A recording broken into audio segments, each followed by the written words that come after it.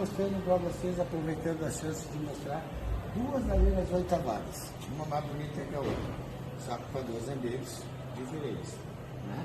Essa aqui ela é uma lareira com 2 metros de altura por 1,30 de diâmetro, né? Com portas para abastecer dos dois lados, depois tem porta-lenha também, né? Aí vem aqui do outro lado.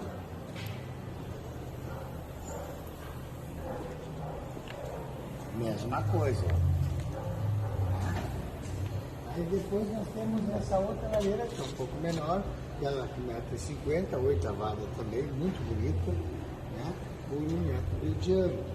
Toda com tela toda em aço naval, né?